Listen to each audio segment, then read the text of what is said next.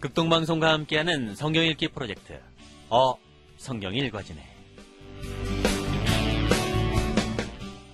이 시간 생터 성경사역원 성경이 읽어지네 전문 강사이신 하만 우리교회 배명옥 사모와 함께합니다. 성경이 읽어지네 주님 나라 임하네. 안녕하세요. 우리는 작년 이맘때에 창세기부터 공부하기 시작하여 이제 요한계시록만을 남겨둔 상황입니다. 요한계시록은 지금까지의 모든 성경의 내용을 총정리해주는 책인데요. 그런데 요한계시록 하면 무섭다, 두렵다 하시는데요. 사실 요한계시록은 우리를 두렵게 하기 위해 기록된 책이 아닙니다. 도미티아누스의 극심한 박해를 당하고 있는, 그리고 앞으로도 계속 고난의 시기를 지나야 하는 주의 자녀들에게, 교회들에게 주시는 말씀, 계시라고 했어요. 이 계시의 성취만을 남겨놓은 시대를 우리가 살고 있는 건데요. 이 계시록을 안 주셨으면 어떡할 뻔했을까요? 성경이 완성되지 못했을 것입니다. 1.1획도 하나님의 계시는 오류가 없어요. 사도 요한을 통해 요한 시대, 예수 시대도 완성하고 전체 역사도 마무리하고 성경도 마무리하시는 겁니다. 요한에게 이 계시를 주려고 계획하신 하나님께 우리는 감사해야 할 것입니다. 요한계시록 내용으로 들어갈 것인데요. 우리는 계시 내용을 해석하기보다는 먼저 보이는 대로 보면 됩니다. 요한도 본 것을 글로 기록한 거거든요. 그런데 눈으로 보고서는 그것을 글로 표현하는데 언어의 한계가 있어 어려워했습니다. 자, 쉽게 예를 들어 조선시대에 어떤 사람이 현대, 지금의 자동차를 보고 그것을 그 시대 말로 설명해야 한다고 생각해 보세요. 미사일이라는 무기를 본 적이 없는데 그것을 설명해야 한다. 자, 이거 어려운 겁니다. 요한도 그랬을 거예요. 그러니 해석부터 하려 하지 말고요. 먼저 보이는 대로 보시기 바랍니다. 그러면 사실 어려울 게 없답니다. 창조부터 시작된 이야기를 모르니까 어려웠지, 우리처럼 구약 처음부터 공부해온 사람들은요, 그다지 어렵지 않답니다. 우리가 알고 있는 수준에서부터 연결해보면 그냥 술술 다 풀린답니다. 자, 정말 그런지 한번 볼까요? 계시록 1장을 열어보겠습니다. 자, 1절. 예수 그리스도의 계시라, 이렇게 시작합니다.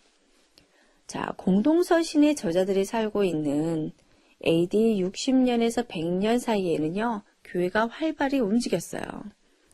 예수 사건을 땅끝까지 이르러 전하라는 프로젝트가 활발히 이루어지는 중이었습니다. 사도들에게 하신 예수님의 유언이 땅에 떨어지지 않은 거죠. 자, 그리고 시간이 흘러 AD 90년 이후 마지막으로 사도 요한이 살아있는 때, 자, 이때 예수께서 드디어 그에게 나타나셨습니다. 자, 12절에서 20절이 예수께서 요한에게 나타나시는 장면인데요. 12절을 보니까 요한이 들려오는 음성을 알아보려고 돌아섰는데, 자, 돌아서서 보니 7 금촉대가 있고 그 촛대 한가운데 인자와 같은 이가 계셨습니다. 그는 발에 끌리는 긴 옷을 입고 가슴에는 금띠를 띠고 계셨다 하면서 그 모습을 쭉 설명을 하는데요. 자, 그러다가 17절에 그를 뵐 때에 내가 그의 발 앞에 엎어져서 죽은 사람과 같이 되니 그가 내게 오른손을 얹고 말씀하셨다. 두려워하지 말라. 나는 처음이며 마지막이요 살아있는 자다. 나는 한 번은 죽었으나 보아라. 영원 무궁하도록 살아있어서 사망과 지옥의 열쇠를 가지고 있다. 자, 여러분, 이 장면 어디서 본 듯하지 않나요? 자, 예수께서 지금 나타난 이 상황은요, 전에 이 가운데 영광스럽게 인자가 왕권을 가지고 올 것을 볼 자도 있으리라 하시면서 경험하게 하셨던 변화산 상황과 같습니다. 요한이 베드로와 야고보와 함께 변화산에서 죽은 자같이 거꾸러져 있었고, 자, 음성이 들렸었고 빛난 옷을 입으셨던 예수님. 자, 그래서 거기 초막셋을 짓고 싶어 했던 그 광경과 똑같은 환상을 요한이 밤모섬 여기에서 다시 한번 체험하고 있는 겁니다. 변화사 사건 그때도 예수님이 엎드러져 있는 그들에게 손을 대시며 두려워하지 말라, 일어나라 하셨었는데 여기서 요한에게 똑같이 하시거든요. 자, 아마 이때요. 이 순간 요한은 알아챘을 겁니다. 그토록 기다렸던, 그토록 보고 싶었던 주님이라는 사실을요. 얼마나 감격스러웠을까요? 자, 그런데 이때 예수께서 이렇게 나타나신 이유는 무언가요? 자, 전 세계로 교회가 확장되고 있을 무렵 또 핍박이 닥쳐서 요한마저 밤모섬에 갇혀 있을 때 자, 드디어 예수께서 나타나신 건데요. 나타나신 목적이 있으십니다. 네가 보는 것을 책에 기록해서 소아시아 7교회에게 편지를 보내라는 것이었어요. 자, 근데 왜 소아시아의 7교회가 여기에서 처음 등장하나 궁금하시나요? 자, 어려울 것 없습니다. 예수님은 사복음서 이후 목표를 갖고 계셨었어요. 바로 교회 설립이었습니다. 가이사라 빌립보에서 예수님이 베드로에게 하신 말씀 기억하시나요? 이 반석 위에 내 교회를 세우리라.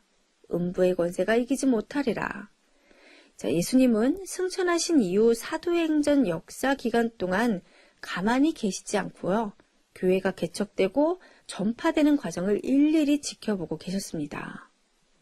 우리가 그동안 공부한 사도행전과 서신서, 공동서신의 스토리를 다 보고 계셨던 거예요. 각 교회의 리더십 목회자는 누구이며 그 교회의 특징은 어떠하며 무엇을 잘했고 무엇을 못했는지, 그러니 앞으로는 어떻게 해야 하는지, 어떻게 해야 되는지 7교회에 가르쳐주고 싶으신 자상한 마음의 표현일 뿐입니다.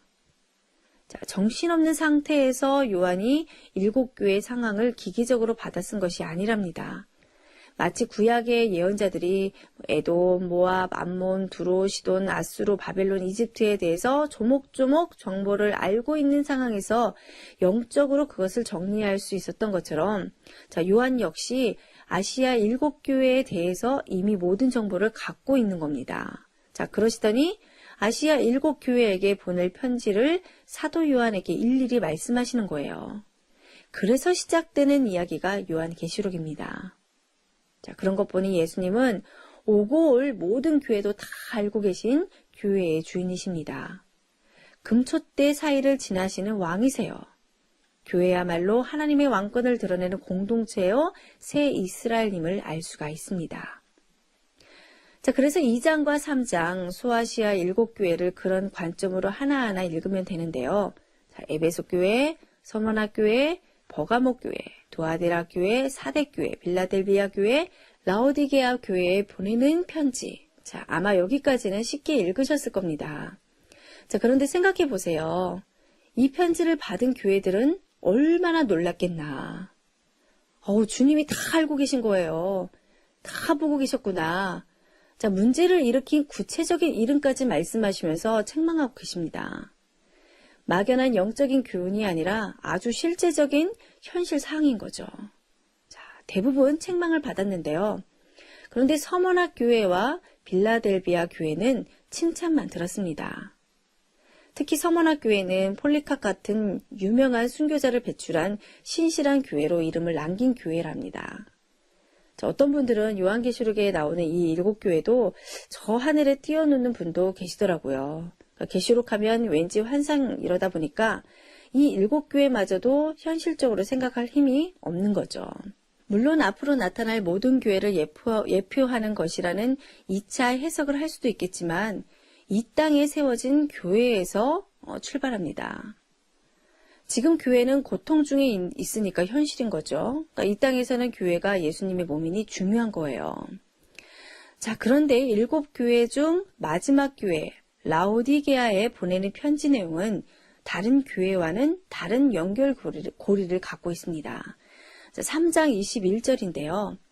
이기는 그에게는 내가 내 보좌에 함께 앉게 하여 주기를 내가 이기고 아버지 보좌에 함께 앉은 것과 같이 하리라. 자, 이 말씀은요. 4장과 5장으로 들어가게 하는 이음새입니다. 4장과 5장은 보좌요 통치 자수로서 요한계시록 장면 중 헤드쿼터 자리이거든요. 그 보좌로 들어가게 하는 연결고리로 보면 됩니다. 우리가 그동안 많이 들어왔던 예수님의 그리스도 되심을 증명하는 포지션이 하나님의 보좌 우편에 앉으신 어린 양이었는데 드디어 그 장면을요, 그곳을요, 4장과 5장을 통해 볼 수 있답니다. 다음 시간에 하늘의 예배를, 하늘나라의 영광스러운 장면을 함께 보겠습니다.